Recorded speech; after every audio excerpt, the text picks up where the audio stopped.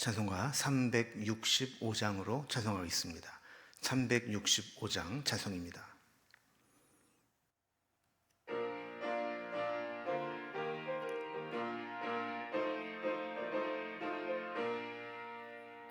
마음속에 근심 있는 사람 주 예수 앞에 달뢰어라. 슬픈 마음 있을 때에라도 주 예수께 아뢰라.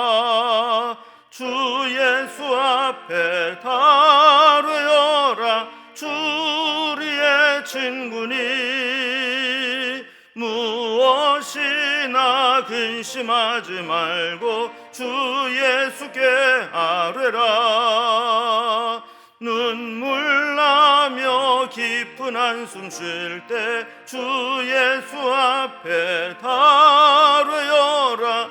은밀한 죄 내게 있더라도 주 예수께 아뢰라. 주 예수 앞에 달뢰어라. 주 우리의 친구니 무엇이나 근심하지 말고 주 예수께 아뢰라. 괴로움과 두려움 있을 때 주 예수 앞에 달뢰어라. 내일 일을 염려하지 말고 주 예수께 아뢰라. 주 예수 앞에 달뢰어라. 주 우리의 친구니 무엇이나 근심하지 말고 주 예수께 아뢰라. 죽음 앞에 겁을 내는 자여 주 예수 앞에 달뢰어라. 하늘나라 바라보는 자여 주 예수께 아뢰라. 주 예수 앞에 달뢰어라. 주 우리의 친구니 무엇이나 근심하지 말고 주 예수께 아뢰라.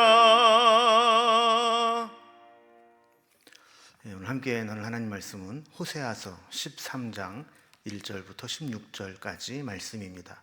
호세아 13장 1절에서 마지막 절까지 말씀을 제가 봉독하겠습니다. 에브라임이 말을 하면 사람들이 떨었도다. 그가 이스라엘 중에서 자기를 높이더니 바알로 말미암아 범죄함으로 망하였거늘 이제도 그들은 더욱 범죄하여 그 은으로 자기를 위하여 우상을 부어 만들되 자기의 정교함을 따라 우상을 만들었으며 그것은 다 은장색이 만든 것이오늘 그들은 그것에 대하여 말하기를 제사를 드리는 자는 송아지와 입을 맞출 것이라 하도다. 이러므로 그들은 아침 구름 같으며 쉬 사라지는 이슬 같으며 타작마당에서 광풍에 날리는 축정이 같으며 굴뚝에서 나는 연기 같으리라. 그러나 애굽 땅에 있을 때부터 나는 내 하나님 여호와라. 나 밖에 네가 다른 신을 알지 말 것이라. 나 외에는 구원자가 없느니라. 내가 광야 마른 땅에서 너를 알았거늘 그들이 먹여준 대로 배가 불렀고 배가 부르니 그들의 마음이 교만하여 이로 말미암아 나를 잊었느니라. 그러므로 내가 그들에게 사자 같고 길가에서 기다리는 표범 같으리라. 내가 새끼 잃은 곰같이 그들을 만나 그의 염통 거풀을 찢고 거기서 암사자같이 그들을 삼키리라. 들짐승이 그들을 찢으리라. 이스라엘아, 내가 패망하였나니 이는 너를 도와주는 나를 대적함이니라. 전에 내가 이르기를 내게 왕과 지도자들을 주소서 하였느니라. 내 모든 성읍에서 너를 구원할 자 곧 내 왕이 이제 어디 있으며 내 재판장들이 어디 있느냐. 내가 분노함으로 네게 왕을 주고 진노함으로 패하였노라.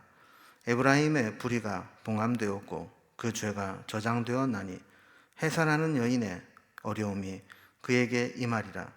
그는 지혜 없는 자식이로다. 해산할 때가 되어도 그가 나오지 못하느니라. 내가 그들을 수월의 권세에서 속량하며 사망에서 구속하리니 사망아 내 재앙이 어디 있느냐, 수월아 내 멸망이 어디 있느냐. 뉘우침이 내 눈앞에서 숨으리라. 그가 비록 형제 중에서 결실하나 동풍이 오리니 곧 광야에서 일어나는 여호와의 바람이라. 그의 근원이 마르며 그의 샘이 마르고 그 쌓아둔 바 모든 보배의 그릇이 약탈되리로다. 사마리아가 그들의 하나님을 배반하였으므로 형벌을 당하여 칼에 엎드러질 것이요 그 어린아이는 부서뜨려지며 아이벤 여인은 배가 갈라지리라. 아멘. 우리가 이제 흔히 배은망덕한다, 뒤통수를 친다, 이런 표현을 합니다. 그러니까 이스라엘 백성들이 하나님께 그랬습니다. 하나님께 은혜를 입었지만 하나님께 등을 돌리고 또 하나님이 주신 것을 가지고 우상을 만들어 섬겼습니다. 하나님을 섬기는 신앙을 우상 숭배로 바꾸고 이로 인해 하나님을 진노하게 만들었습니다. 하나님은 이스라엘 백성들이 가나안 땅에 들어가 그곳에서 하나님만 섬기는 민족이 세워지기를 원하셨지만 가나안 거민들과 주변 나라들의 영향을 받아 도리어 하나님을 버리고 그들이 섬기는 우상을 따라서 섬기는 민족이 되어버리고 말았습니다. 하나님은 다시 이러한 유다 백성들을 향해서 심판을 경고하며 형벌을 예고합니다. 이렇게 심판을 예고하고 경고하는 것은 이 경고를 듣고서라도 하나님께 돌이키기를 원하시는 하나님의 마음이 담겨져 있는 것입니다.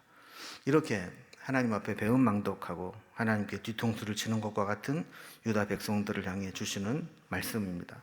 오늘 본문을 단락별로 구분을 해보면 먼저 1절에서 3절까지는 바알과 우상을 섬기는 에브라임에 대한 심판을 경고합니다.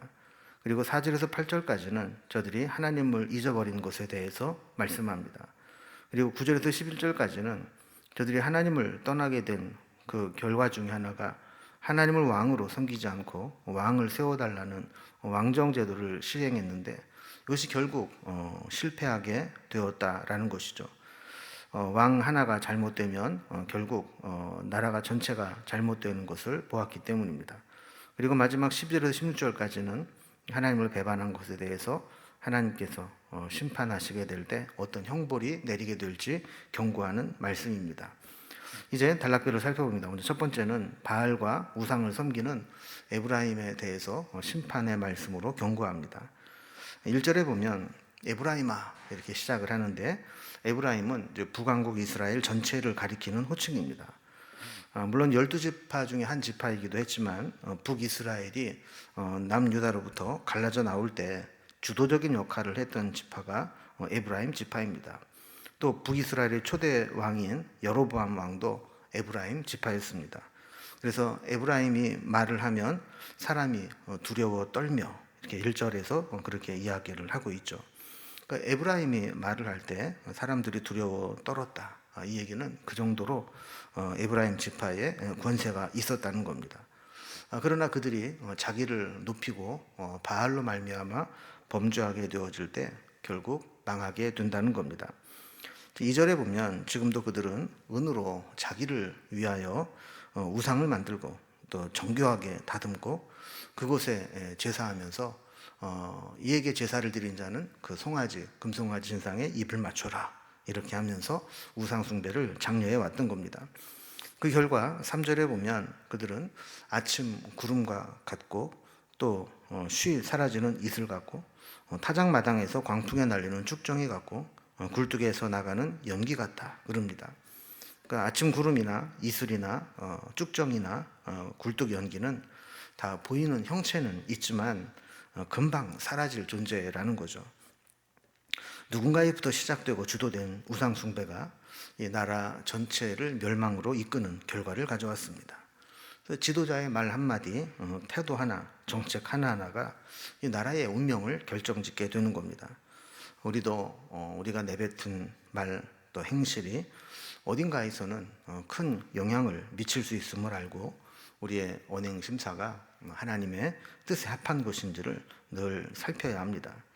자, 이렇게 바알과 우상 숭배에 빠진 에브라임에서 심판을 경고하신 하나님은 두 번째 단락에서 저들이 하나님을 잊어버렸다라고 지적합니다. 이스라엘의 역사를 보면 전적으로 하나님의 은혜와 구원의 역사입니다. 4절에 보면 애굽의 종살이에서 건져내신 분이 하나님이라고 말씀합니다. 구원을 베푸신 하나님이 백성들에게 원하시는 것은 이 하나님 이외에 다른 신을 섬기지 말라는 겁니다. 하나님만이 저들이 구원하셨다는 것을 알라는 것이죠. 5절에 보면 저들이 마른 광야를 지낼 때 하나님이 저들을 돌봐주셨습니다. 6절에 있는 말씀과 같이 저들은 광야에서 하나님이 먹여주신 것으로 배불리 먹고 지냈습니다. 그런데 배가 부르고 나니까 교만해지고 이로 말미암아 하나님을 잊어버렸다라는 겁니다. 하나님은 이러한 이스라엘을 대하실 때 선한 목자의 모습이 아니라 이제 매우 사나운 맹수와 같은 모습으로 저들을 대할 것이라고 말씀합니다. 그래서 7절 말씀과 같이 하나님은 저들에게 마치 사자와 같고 길가에서 사냥감을 기다리는 표범과 같을 것이고, 8절에 보면 새끼 잃은 곰처럼 사나워서 만나는 자를 공격하고 염통 꼬풀을 찢고 또 암사자같이 먹이를 삼키고 들짐승처럼 찢을 것이다, 이렇게 말씀을 하는 거죠. 하나님을 잊고 배은망덕한 자에게 하나님께서 예비하신 것은 바로 이러한 심판이라는 겁니다. 세 번째 단락을 보면 이제 이스라엘 백성들의 실패의 원인을 쭉 거슬러 올라가 보면 하나님을 왕으로 인정하지 않고 사람을 왕으로 세워달라는 왕정을 요구하는 것부터 시작되었음을 이야기합니다. 이제 하나님은 이스라엘 백성들을 타이르듯이 알아듣기 쉽게 설명하면서 깨우쳐 주십니다. 9절에 보면 이스라엘아 내가 패망하였나니 이는 너를 도와주는 나를 대적함이라 그랬습니다. 뭐가 잘못되는지를 알아야 된다는 거죠. 저들의 가장 큰 패착은 저들의 도움이 되어주신 하나님을 등지고 대적하여 도움이 되지 못할 왕을 구한 것에서 시작했다라는 겁니다. 10절에 보면 저들이 전에 왕과 지도자를 주소서 이렇게 하나님께 요청을 했는데 결국 왕을 요구하는 것이 하나님을 왕으로 섬기는 것에 만족하지 못하겠다라는 겁니다. 그래서 사람을 왕으로 세워놓고 보니 이제 보라는 거죠. 10절 뒷부분에 보면 내 모든 성읍에서 너를 구원할 자, 곧 내 왕이 이제 어디 있으며 내 재판장이 어디 있느냐. 그러니까 그들이 요구해서 원한 왕과 재판장, 지도자들이 정말 도움이 필요할 때 아무런 도움이 되지 못하고 있었다라는 겁니다. 결국 왕이 하나님을 떠나고 또 우상 숭배하니까 백성들은 그들이 세운 왕을 따라서 왕이 장려하는 우상을 따라가게 되고 하나님의 뜻을 이룰 자가 없어지게 되었다는 겁니다. 그래서 11절에 보면 하나님이 분노함으로 네게 왕을 주고 또 분노함으로 패하였느니라. 그러니까 인본주의적인 왕정은 철저한 실패를 하게 되었고 하나님의 분노를 가져오게 되었다는 겁니다. 그래서 마지막 네 번째 단락을 보면 이렇게 하나님을 배반하고 인본주의로 빠진 것에 대한 하나님의 경고의 말씀입니다. 결국 쌓이고 누적된 죄악은 형벌을 받을 수밖에 없습니다. 12절에 보면 에브라임의 불의가 봉함되었고 그 죄가 저장되었다 그랬습니다. 그러니까 죄를 지을 때 회개하고 돌이키지 아니하면 그 죄는 계속해서 쌓이게 되고 누적되고 있다라는 거죠. 그 결과는 13절 말씀과 같이 해산한 여인이 산고를 겪으며 생명이 위태로운 상황처럼 위급한 상황이 되었다는 겁니다. 마치 어리석은 태아가 해산할 때가 되어도 나오려고 하지 않고 버티고 있어서 산모와 태아의 생명 모두를 위험하게 만드는 것과 같은 상황이라는 겁니다.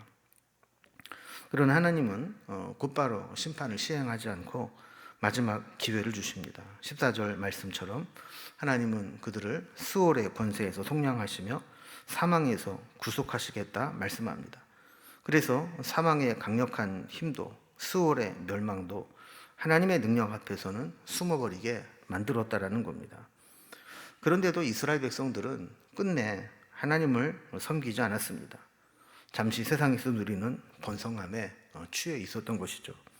그래서 15절을 보면 그가 비록 형제 중에서 결실하여 번성하여도 하나님이 사막에서 뜨거운 동풍을 불어오시게 하면 그 여호와의 바람이 풍요로운 결실들을 마르게 하고 샘이 말라버리게 하고 쌓아둔 모든 보물 상자들도 약탈되고 말 것이다. 이렇게 말씀합니다. 그러니까 하나님 없이 아무리 좋은 것들 모아두고 쌓아두어도 하나님이 한번 허물어 버리시면 남는 게 없다라는 겁니다. 우리가 이렇게 16절 말씀을 보면 이 사마리아로 대변되는 이스라엘이 하나님을 배반하고 반항하였으니 이제는 그 형벌을 당해서 칼에 엎드러지고 그 어린아이들은 부서뜨려지고 아이벤 여인은 배가 갈라질 것이라 그랬습니다. 그 어리석음과 고집스러움은 결국 처참한 멸망을 가져오게 만드는 겁니다. 우리가 다시 한번 기억해야 될 것이 있습니다.